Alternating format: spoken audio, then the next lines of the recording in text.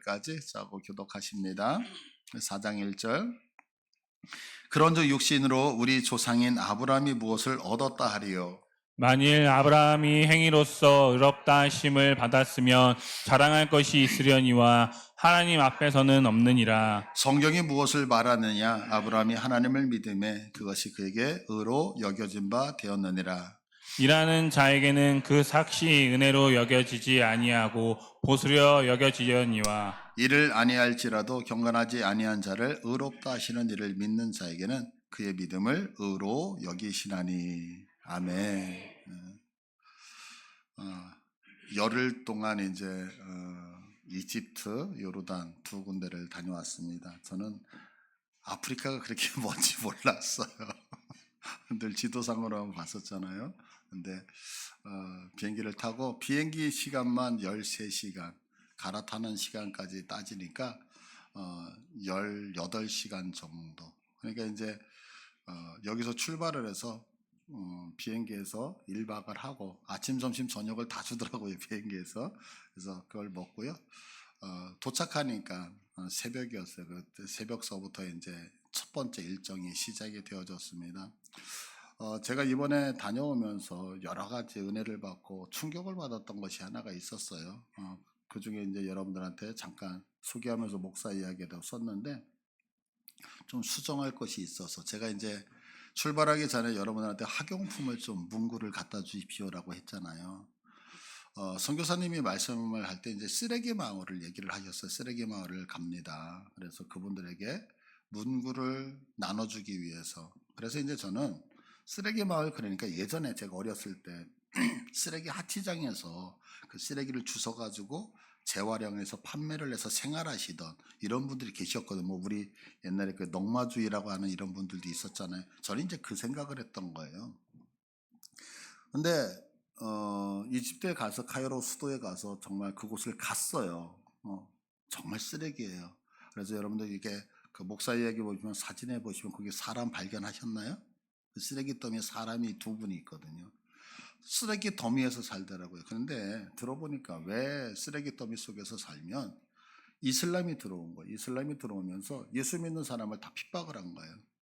그래서 이분들을 전부 다 죽이니까 이분들하고 협상한 게 뭐냐면 우리들 목숨을 살려달라. 그리고 우리들의 종교, 기독교 신앙을 지킬 수 있게 해달라. 그러면 우리가 카이로에 있는 모든 쓰레기를 다 청소해서 우리가 깨끗한 마을을 만들어주겠다. 그래서 쓰레기 마을이 형성이 된 거예요. 신앙 때문에. 그래서 다른 곳에서는 예수를 믿는 것이 핍박을 당하는데 이 쓰레기 마을에서는 예수 믿는 것이 자유로워요. 그러니까 이곳에 들어가는 사람은 일평생 그 쓰레기 더미 속에서 먹고 자고 마시고 이러면서 그곳에서 생활을 하면서 신앙을 지키는 거예요. 저에게 너무너무 충격이었어요. 왜냐하면 밖에서 봤을 때는 쓰레기밖에 안 보이거든요. 그렇기 때문에 과연 저곳에서 사람이 사나? 마을이라고 하니까. 근데 그 안에 쓰레기 더미 위에서 밥을 먹고 쓰레기 더미 위에서 잠을 자고 아이를 재우고 이런 모습을 보면서 얼마나 마음이 울컥했는지. 그러면서 오늘날 우리 한국교회는 그런 게 없잖아요. 근데 이제 그런 모습을 봤어요. 이제 두 번째 차 은혜를 받았던 게 뭐냐면 성경을 보면서 제가 늘 했던 것이 뭐냐면 이스라엘 사람들 참 믿음 없다. 홍해 건너왔잖아요. 하나님이 만나 메추라기 먹이시잖아요. 야, 어떻게 저렇게 불평불만할까? 야, 그런데요, 제가 광야를 1시간을 걸었어요. 1시간을. 얼굴 좀 이렇게 까무잡잡하게 탔죠. 1시간 딱 걸었는데 10분 만에 불평이 나오더라고요. 걷는데 이게 일반 모래가 아니라 이래 발이 푹푹 빠져요. 그 다음에 구름 한 점 없는, 우리 그 가을 하늘에 보면 구름 한 점 없잖아요. 그래서 처음에 딱 하늘을 보는데 너무 아름다운 거예요. 너무 아름다워. 근데 문제는 뭐냐면 물이 없으니까 구름이 없는 거예요. 물이 없으니. 그러니까 얼마나 뜨거운지 햇살이 정말. 야, 그걸 보면서 이스라엘 사람들 40년 다니면서 불평 몇 번 안 나오잖아요. 성경에 보면. 믿음이 얼마나 좋은지, 제가 얼마나 회개했는지를 몰라요. 또 한 가지 느꼈던 것은 뭐냐면 하나님이 우리에게 은혜와 복을 주시려고 하실 때 그 단계가 있다는 것을 깨달았어요. 단계가. 왜냐하면 광야에서 태어났던 이 세대들은 아무것도 없어요. 풀 한 폭이 없는 곳에서 태어난 거거든요. 그러다가 요단강 바로 앞에 모압 평지, 요단 동편이죠. 요단 동편에 갔을 때 거기는 정말 푸르른 그냥 뭐라 그럴까요? 모래사장만 보다가 푸른 빛을 보게 되는 거예요. 그러니까 이들이 생각할 때는 너무 천국과 같은 곳이에요. 그런데 요단강 건너 유다 평야 가나안으로 들어가는 그 가나안이라는 그 어디죠? 그 이스라엘로 들어가는 그 길목은 유다 광야거든요. 거기는 또 풀 한 포기가 없어요. 그러니까 여기에 모든 걸 내려놓고 요단강을 건너간다는 것이 쉽지 않은 거예요. 쉽게 얘기해서 지금 우리들 믿음이 있잖아요. 그러니까 여러분들 하나님의 복 주시니까 우리들 갖고 있는 모든 집 재산 다 팔고 지금 저곳을 이사하세요. 그러면 아멘하고 가실 수 있잖아요. 지금 이런 거예요. 그러니까 가서 이스라엘 사람들이 이스라엘 백성들이 믿음이 없어서 그런 것이 아니라는 것을 많이 느끼면서 성경을 보는 눈이 달라지고 참 많은 묵상을 하고 돌아왔어요. 그러면서 이스라엘 백성들을 인도하셨던 하나님의 은혜가 얼마나 큰지 정말 귀한 깨달음 받고 왔습니다. 그래서 여러분들 없는 동안에 기도해 주셔서 얼마나 감사한지 고맙습니다. 예, 잘 다녀왔습니다. 오늘 이제 말씀 보겠습니다. 이제 제가 태국에 갔을 때 첫 해외를 저는 태국으로 갔었거든요.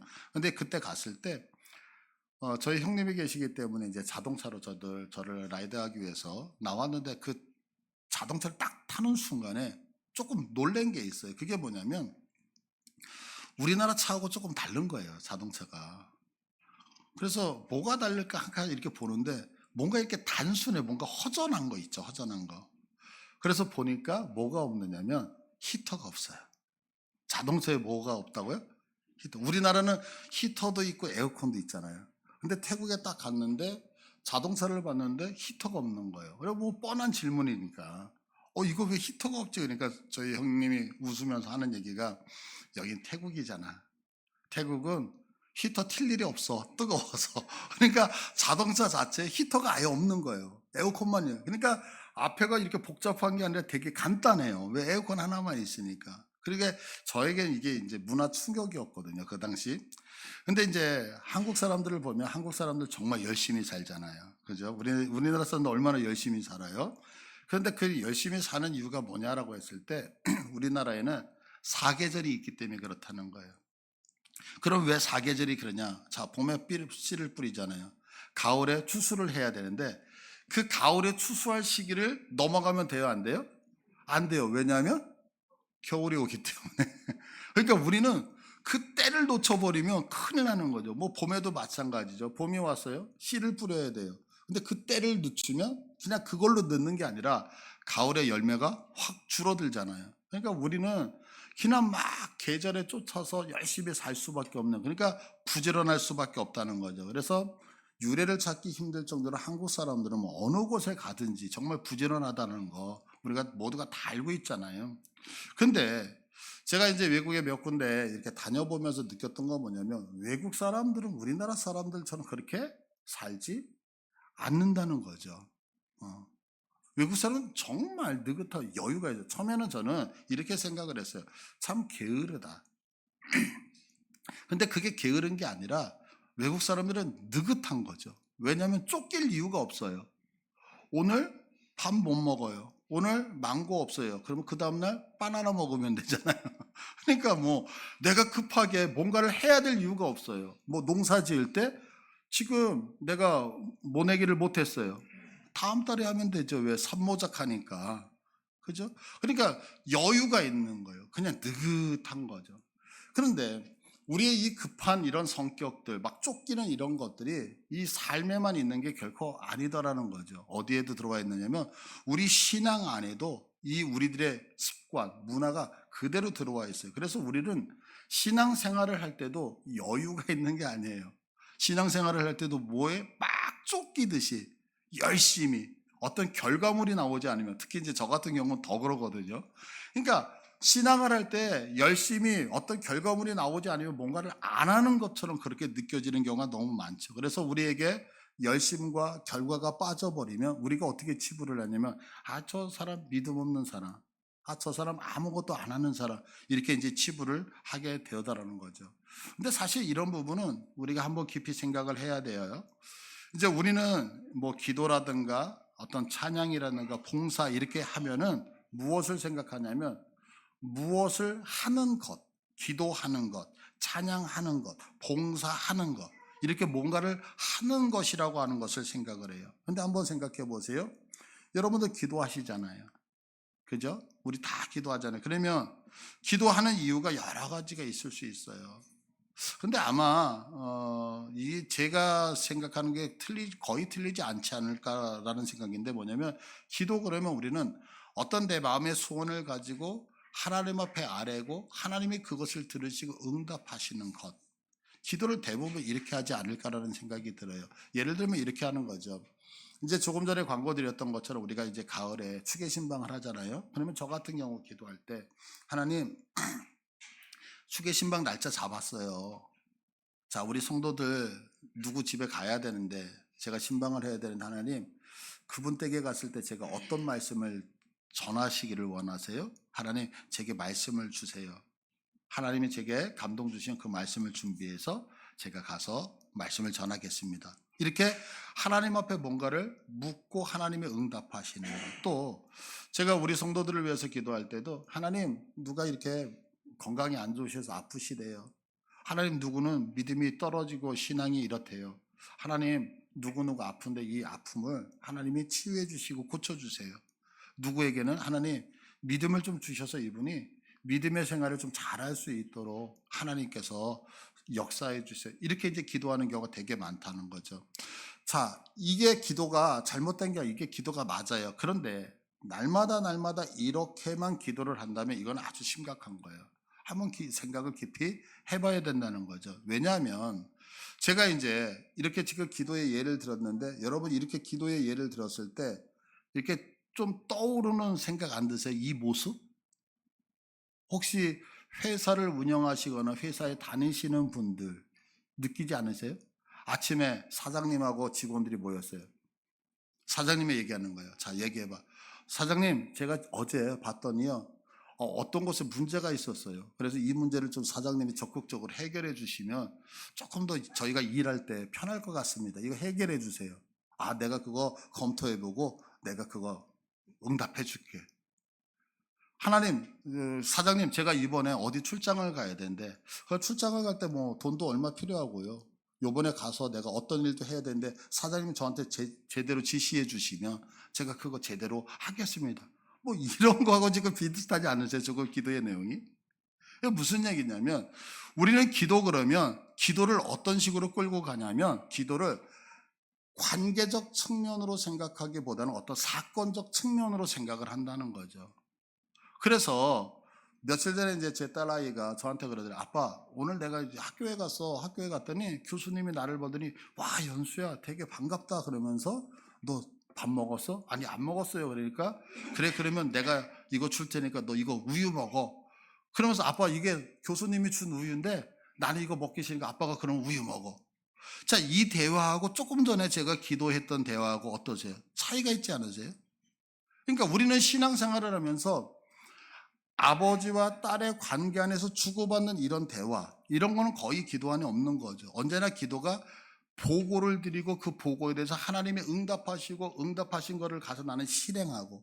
무슨 얘기냐면, 기도를 하면서도 하나님과의 관계라고 하는 측면에 맞추어지는 게 아니라, 기도가 어느 쪽으로 가냐면 어떤 사건적 측면에 자꾸 맞추어진다는 거죠. 그러니까 하나님이 나와 함께 하고 계신다는 측면보다는 그분은 나에게 무엇을 주셔야 되고 나는 그분을 위해서 무엇을 해야 된다에 우리들의 신앙과 관심이 자꾸 맞춰진다는 거죠. 제게 이제 아내가 있잖아요. 근데 이제 아내가 있는데 아내가 저한테 밥을 안 해줘요. 아니, 예로. 뭐 빨래도 안 해줘요. 그래서 내가 아내한테 불평과 불만을 하는 거야. 아니, 당신은 내 아내로 있으면 또 밥도 안 해줘? 당신은 내 빨래도 안 해줘? 라고 불평을 한다면 그게 맞을 수도 있지만 조금 더 깊이 들어가면 틀리는 거죠. 왜냐하면 아내는 나에게 밥 해주기 위해서 존재하는 사람이 아니죠. 아내는 저의 빨래를 해주기 위해서 존재하는 사람이 아니죠. 그럼 아내는 뭐냐면 아내는 그냥 나하고 붙어만 있으면 되는 거 아니겠어요? 근데 우리는 아내가 나와 함께 붙어 있다는 것 때문에 만족하고 감사하고 감격하기보다는 왜 나한테 안 해줘? 이런 관계, 어떤 일적인 측면으로 보게 되어진다는 거죠. 근데 우리의 신앙도 마치 그렇다라고 하는 거죠.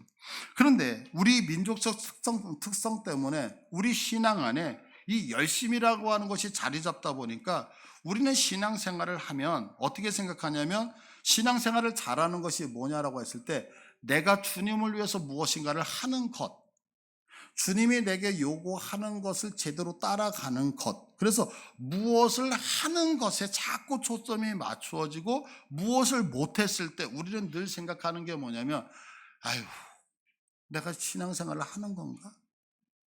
내가 제대로 지금 살아가고 있는 것인가? 이런 고민을 한다는 거죠. 근데 이거는 아주 중요한 부분이에요. 왜냐하면 생각해 보세요. 우리 자녀들이 컸는데 제가 집에서 이렇게 보면 자녀들이 집에서 하는 게 거의 없어요. 그러면 집에서 아이가 맨날 누워있고 그냥 자기가 하고 싶은 거 먹고 쓰레기도 안 치우고 그걸 치우는 거 엄마 아빠. 그러면 그 아이가 쓸모가 없느냐? 아니죠. 자녀라고 하는 것은, 관계라고 하는 것은 그냥 그 가정 안에서 그 아이가 존재하고 있는 자체로만도 만족할 수 있는 거잖아요. 그러니까 하나님과 우리 안에서 신앙이라고 하는 것은 뭐냐면 내가 하나님을 위해서 무엇을 안 해도 내가 그분 안에 들어와 있다라고 하는 것이 뭐냐면 이게 신앙이고 믿음이란 말이에요. 근데 우리는 이것을 자꾸 간과하게 되어지죠. 그러다 보니까 우리 안에 신앙의 오류가 생기더라는 거죠. 그래서 이제 이 신앙의 오류를 수정하기 위해서 반드시 정립해야 되는 게 하나가 있는데 그게 뭐냐면 믿음과 행위라고 하는 거예요. 믿음과 행위. 근데 이 믿음과 행위라고 하는 것을 조금 어려운 얘기로 신학적인 용어로 하나님의 절대 주권과 우리들의 자유의지라고 얘기를 할 수 있는 거예요. 그런데 이 부분은 쉽지 않아요. 이 하나님의 절대 주권과 자유의지, 믿음과 행위라고 하는 것은 쉽지 않아요. 이 믿음이라고 하는 것은 뭐냐면 내가 행동하는 그것에 반대되는 게 믿음이라고 말씀을 드렸잖아요. 그런데 언젠가도 제가 말씀드렸듯이 이 두 개는 마치 반대 같지만 뗄래야 뗄 수 없는 관계거든요. 그래서 제가 2주 전에 말씀을 드린 것처럼 믿음이 있다라고 하면서 행위가 따라가지 아니하면 그 믿음은 가짜거든요. 또한 내가 행위를 할 때에 그 행위가 믿음을 근간으로 해서 그 행위가 이루어지지 아니하면 그 행위도 가짜가 되어진다고요. 그래서 이것은 조화를 잘 이루어야 되고 또한 되게 어려운 주제이기도 해요. 그런데 이게 결코 쉽지 않기 때문에 오늘 로마서에서는 이 믿음과 행위에 대해서 지금 말씀을 하고 있거든요. 그래서 오늘 이 부분에 대해서 우리가 한번 정립을 했으면 좋겠어요. 그런데 이 부분을 좀 정립하기 위해서는 조금 어렵지만 좀 신학자의 사상을 우리가 좀 갖고 들어올게요. 그러면 이제 이렇게 얘기할 수 있어요. 아유, 목사님, 뭐 설교 때 이렇게 어려워요. 아니, 어렵지 않아요. 다 알고 있는 것을 조금 체계적으로.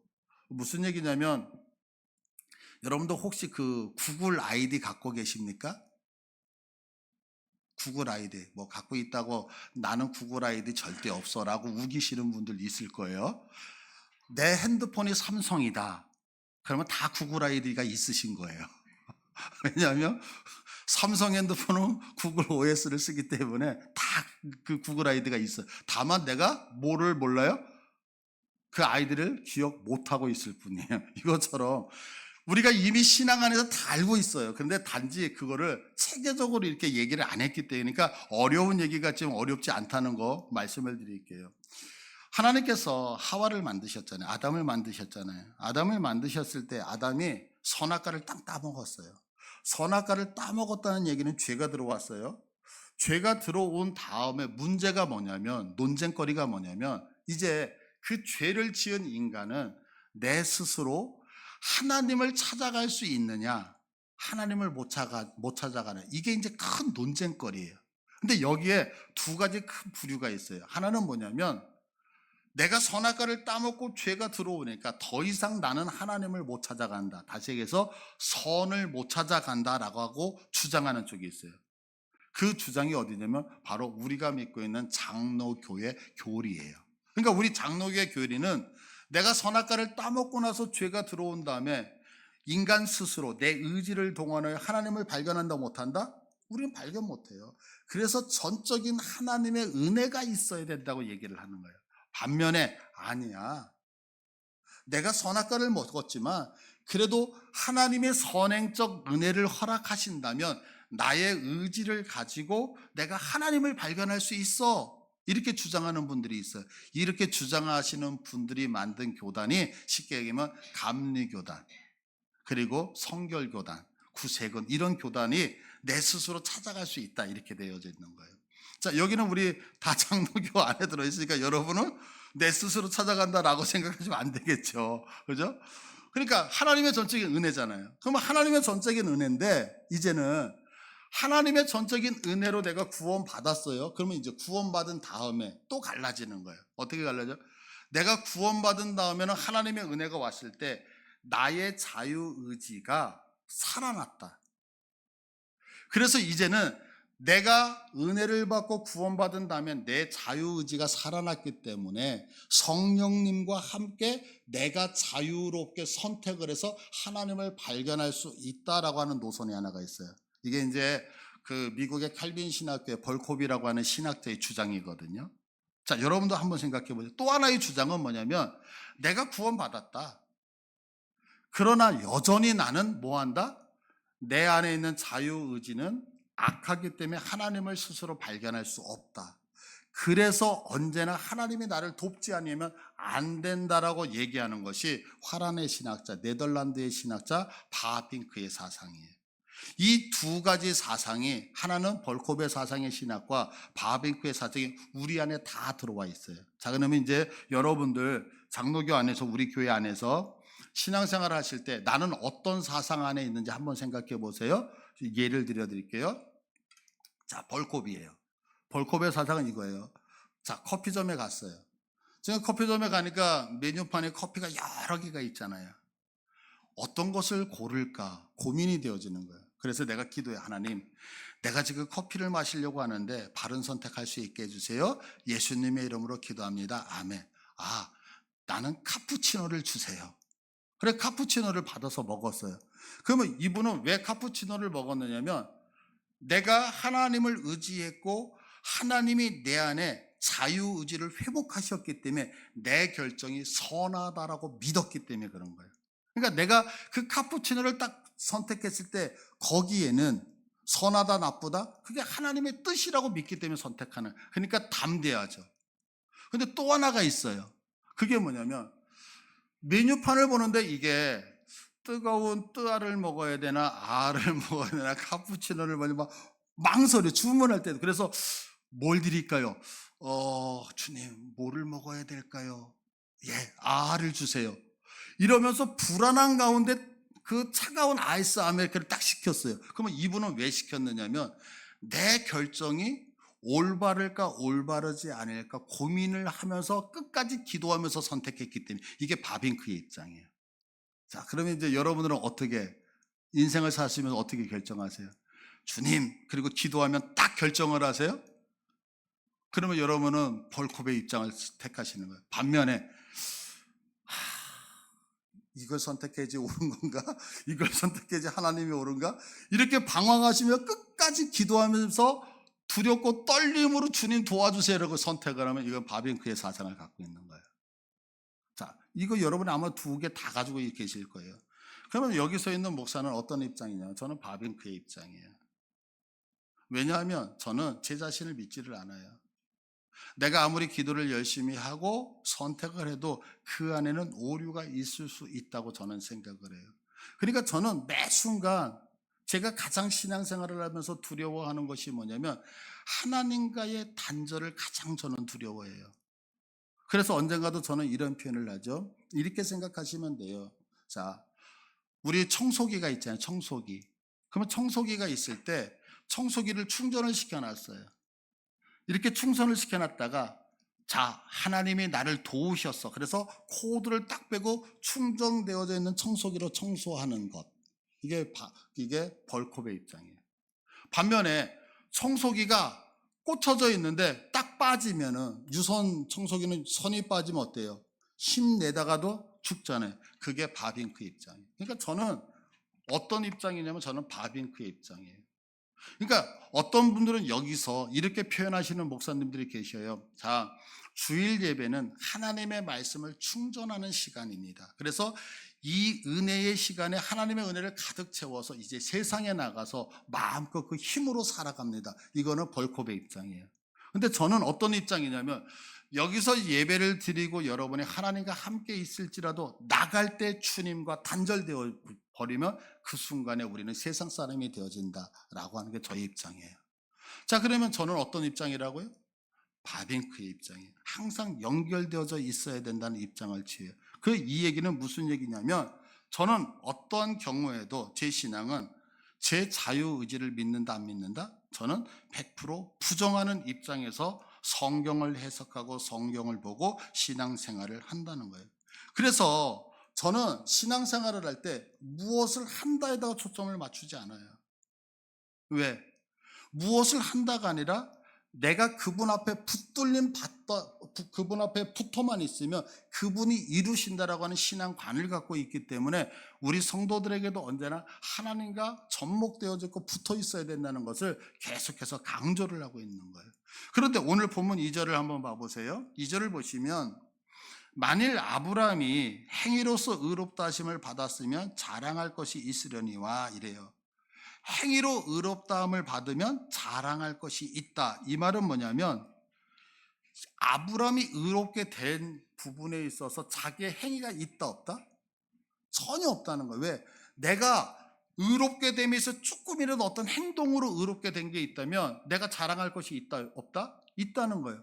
그런데 지금 성경은 자랑할 것이 없다고 얘기하거든요. 그러면 자랑할 것이 왜 없느냐? 내가 하나님을 믿고 신앙생활을 함에 있어서 내가 한 것이 있다 없다? 없다 이런 얘기를 해요. 자, 그러면 이제 우리는 이렇게 얘기할 수 있죠. 하나님, 목사님, 우리가 신앙생활은 우리는 겸손하기 때문에 자랑 잘 안 하잖아요. 근데 요거를 자랑이라는 단어를 뿌듯함이라고 한번 생각해 보세요. 뿌듯함. 만약에 제가 여기서 설교를 해요. 근데 여러분들이 이 설교를 듣고 은혜 받는 그 모습을 보면서 제가 나도 모르게 뿌듯한 마음이 드는 거예요. 와, 이 정도면 설교 잘한 것 같네? 우리가 찬양을 하는데 그 찬양을 통해서 이 정도면 하나님이 우리의 예배를 받으실 것 같네라는 뿌듯함. 내가 주님 앞에 어떤 봉사를 했는데 이 정도면 우리 하나님이 기뻐하시지 않을까라는 어떤 뿌듯함. 그러면 그 뿌듯함은 왜 생기냐면 내가 행했던 행위 때문에 생겼다. 이렇게 성경은 지금 말씀하고 있는 거거든요. 그러니까 성경은 뭐라고 얘기하냐면 신앙은 그렇게 가면 안 된다는 거예요.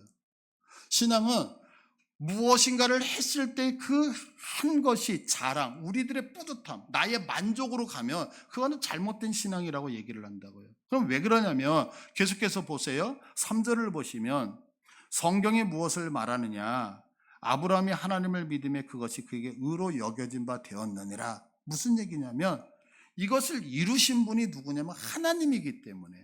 그러니까 우리가 신앙생활을 하면서 나타나는 모든 결과는 누구로 인하여 만들어진 건 하나님. 그래서 하나님 앞에 영광과 존귀가 올려드려져야지 그 영광과 존귀가 나에게 이루어지는 것은 그거는 잘못됐다라고 성경은 이야기를 하는 거예요. 그런데 오늘 여기서 보시면 아브라함이 하나님을 믿음에 라고 했을 때에 자, 아브라함이 의롭게 됐는데 어떻게 의롭게 돼? 아브라함이 하나님을 믿었기 때문에. 그래서 믿은 행위라고 하는 쪽으로 생각하면 여기에 오류가 생겨요. 왜 오류가 생길까요? 아브라함이 믿었으니까. 그럼 안 믿었으면 의롭게 못 됐다는 얘기잖아요.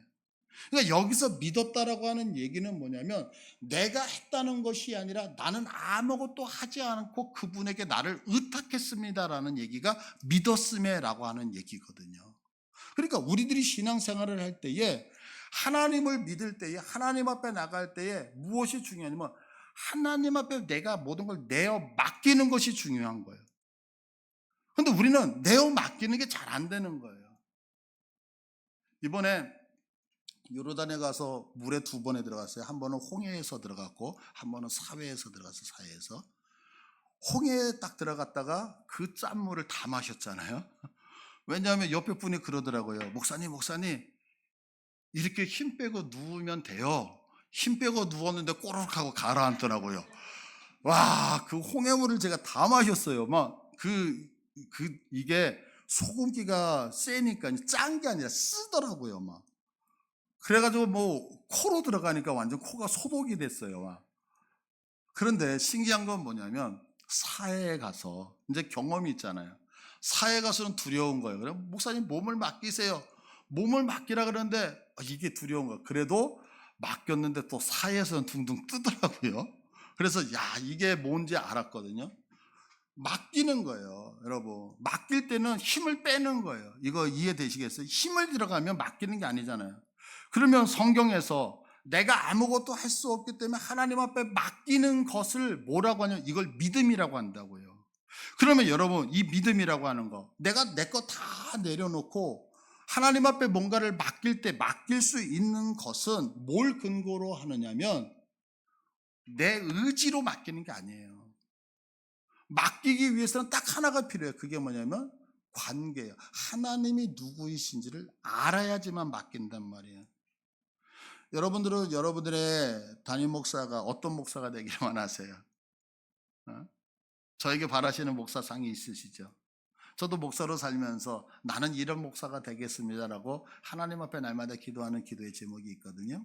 저는 이런 목사가 되고 싶어요. 한번 성경 볼게요. 마태복음 11장 28절. 수고하고 무거운 짐진 자들아 다 내게로 오라. 내가 너희를 쉬게 하리라. 나는 마음이 온유하고 겸손하니 나의 멍에를 메고 내게 배우라. 그리하면 너희 마음이 쉼을 얻으리니 이는 내 멍에는 쉽고 내 짐은 가벼움이라 하시니라.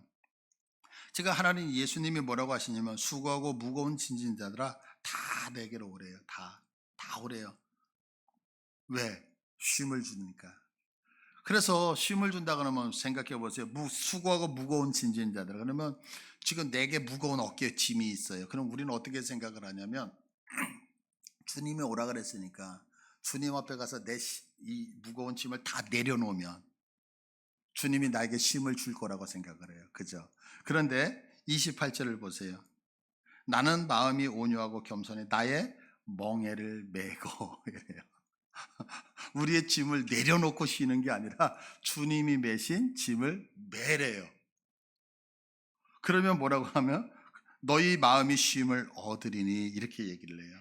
이게 참 아이러니하지 않아요? 왜? 짐을 내려놔야지 쉬는 건데 도리어 짐을 메라. 그러면 예수님이 졌던 이 짐이 뭐냐면 십자가였잖아요. 멍에였잖아요.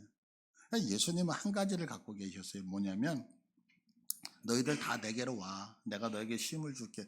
그 쉼이 어떤 쉼이냐면 내가 너를 위해 죽어서 네가 살 수 있다면, 내가 채찍에 맞음으로 너희가 남을 입을 수 있다면, 내가 멸시와 천대를 받아서 네가 존귀해질 수 있다면, 이 얘기였거든요.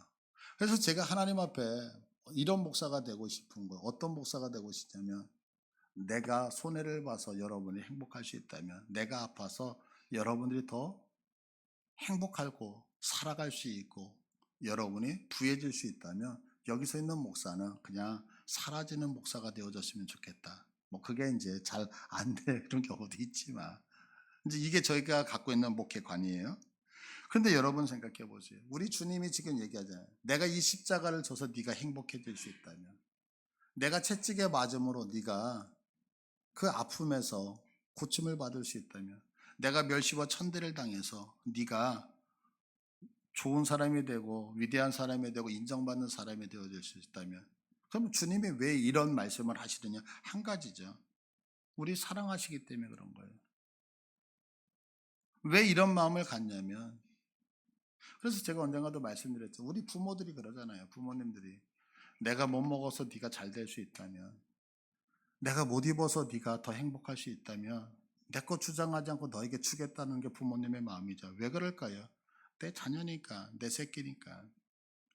그러니까 그분이 나를 위해서 그 멍에를 메셨고 그분이 나를 사랑해서 목숨 바쳐 죽으셨음을 우리가 바로 알잖아요. 그러면 하나님이 나를 위해서 죽으신다는 거, 하나님이 나를 얼마나 사랑하신다는 거, 하나님이 나를 위해서 모든 것을 내어주신다는 그 사실을 내가 제대로 깨닫잖아요. 그러면 우리에게 무엇이 생기냐면 그분에게 내 모든 것을 내어 맡길 수 있는 믿음이 생긴다고요. 거꾸로 왜 내가 인생을 살아가면서 내가 그 하나님이 전능하시다고 얘기를 해요. 하나님이 모든 거 하신다고 얘기하죠. 근데 그 하나님 앞에 내 인생을 내가 왜 내어 맡기지 못하냐면 하나님과 나의 관계를 제대로 설정하지 못하고 있기 때문에 그런 거예요. 그러니까 그분과 나의 바른 관계를 알 때 나는 그분을 전적으로 신뢰하게 되어지고 이 신뢰는 믿음으로 가게 되고 이 믿음은 결국에 그분이 원하는 행위대로 나를 이끌어 가게 되어진다는 거죠. 근데 생각해 보세요. 제가 모두에서 자꾸 행위보다 믿음을 강조했던 것들 기억해 보세요. 우리는 이 관계를 먼저 설정하지 않아요. 이 관계를 설정하지 않고 어떻게 가냐면 하나님, 내가 하나님 앞에 요만큼 할게요. 내가 하나님 앞에 이것을 할게요. 하나님 앞에 이런 거 드릴게요. 하나님도 나한테 이만큼 해줘야 돼요. 근데 여러분도 생각해 보세요. 우리가 기도하는 만큼 하나님께서 기도에 그때그때마다 응답하시며 부어주십니까? 내가 여러분들을 하나님 앞에 마음의 소원을 두고 기도할 때마다 아니면 간구할 때 하나님이 우리의 소원대로 이루어 주십니까? 나는 주님 앞에서 분명히 성경에 주님의 뜻대로 말씀대로 살며 그래서 주님 앞에 물질을 모아가지고 아껴가면서 정말 빚내가면서 주님 앞에 드렸을 때에 하나님이 내게 부어주시는 은혜와 보상이 있느냐는 거예요. 그러니까 무슨 얘기를 하냐면 내가 주를 위해서 이렇게 살았는데 하나님 나한테 해준 게 뭐 있어요? 나는 주를 위해서 애쓰고 수고했는데 하나님 어떻게 나한테 이럴 수 있어요? 내가 주님 앞에 모든 것 다 드렸는데 어떻게 하나님이 살아계신다면 나한테 이럴 수 있어요? 라는 얘기를 한다고요. 왜 그럴까요? 관계 설정이 잘못되어 있는 거예요. 어떤 관계 설정일까요? 마치 하나님을 회사의 사장처럼 내가 그분에게 충성하면 그분은 나에게 무엇인가를 줄 수밖에 없는 분으로 관계적으로 생각한다고요. 그러나 그렇지 않다고요. 성경은 우리에게 얘기하는 것이 뭐냐면 그 예수님, 그 하나님은 어떤 분이시냐면 내가 행복하기 위해서 당신의 모든 것을 내어주신 이 사실을 분명히 알 때에 우리는 나 때문에 목숨 바칠 수 있는 그분, 나를 위해서는 당신의 모든 것을 주실 수 있는 그분, 이것이 결정되어질 때 내 인생을 그분에게 맡길 수 있는 거예요. 맡겼을 때 그분이 원하는 인생을 살아가는 거죠. 제가 이런 말씀을 드렸잖아요. 여러분, 믿음과 행위라고 하는 것은 뗄래야 뗄 수 없는 거예요. 그러나 여기에는 우선순위가 있어요. 그건 뭐냐면 믿음은 행위를 나타내는 근간이에요. 이 관계의 설정이 제대로 되어져 있지 아니하면 우리에게 믿음이 생길 수 없고 믿음이 생기지 않으면 하나님이 원하시는 행위를 할 수 없단 말이에요. 거꾸로 하나님과의 온전한 관계가 형성되어지면 그 안에서 하나님 앞에 모든 걸 내어맡기는 믿음이 생기게 되고 그 믿음은 하나님이 원하시는 행동을 할 수밖에 없도록 만든다고요. 근데 우리는 우리 안에 무엇이 있다고요? 열심. 관계가 형성되기도 전에 열심히 만들어지는 거예요. 그래서 우리들의 신앙에서 자랑하는 거 봐보세요. 죄송해요 이렇게 표현해서 조금 부담을 느끼실 수 있지만 전 이런 얘기 참 많이 들어요. 목사니까 듣는 얘기 같아요. 목사님 저분이 어떤 분이신지 아세요? 어떤 분이세요? 저분은 예수 믿기 시작하면서부터 새벽 예배 드리신 분이에요. 귀하죠. 그런데 우리의 자랑은 무엇을 자랑하냐면 저분이 어떤 분이신지 아세요? 어떤 분이신데요? 하나님과 뗄래야 뗄 수 없는 이렇게 가는 게 아니라 저분은 예수 믿고 새벽 예배하신 분이래요. 무슨 얘기인지 아시겠어요? 이거 이해되시겠어요? 제가 지금 이걸 비하하자는 얘기가 아니에요. 우리의 자랑거리는 생각해 보세요. 저분은 어떤 분이신지 아세요? 저분은 성경을 팩독 읽으신 분이에요. 왜 이렇게 가냐면 관계가 없기 때문에 그래요. 저분은 하나님 없이는 살 수 없는 분이에요. 이렇게 가야 되는데 저분은 성경을 팩독하셨대요. 여러분 성경 팩독을 해가지고 위대하신 분 있잖아요. 도울 선생님.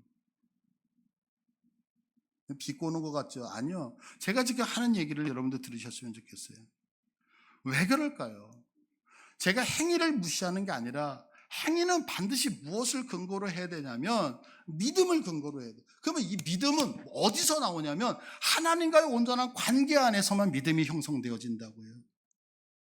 여러분들이 저하고 아름다운 관계를 잃고 여러분하고 저하고 깊은 관계가 있으면 여러분은 저를 신뢰할 거예요. 그러면 여러분은 어떤 행동을 하면 목사가 기뻐하고 좋아하는 일을 당연히 하겠죠. 그러나 저하고의 관계가 등져 있다라고 한다면 여러분들은 저를 신뢰하지 않죠. 제가 여기서 어떤 메시지를 전해도 여러분은 받아들이지 않죠. 그 얘기는 목회자가 원하는 행동을 하지 않게 되죠. 왜 그럴까요? 그 행동은 관계에서 나오기 때문에 그래요. 여러분, 하나님을 위해서 정말로 살고 싶으십니까? 그렇다면 지금 그 하나님이 나와 어떤 관계를 갖고 계신 분인지를 먼저 여러분이 정립하시기를 간절히 축복을 드립니다. 왜냐하면 이 관계성은 우리의 신앙의 근간이기 때문에 그래요. 그래서 이 바른 관계성을 가질 때에 우리는 어떤 경우에도 흔들리지 않고 믿음을 지켜낼 수 있는 거예요.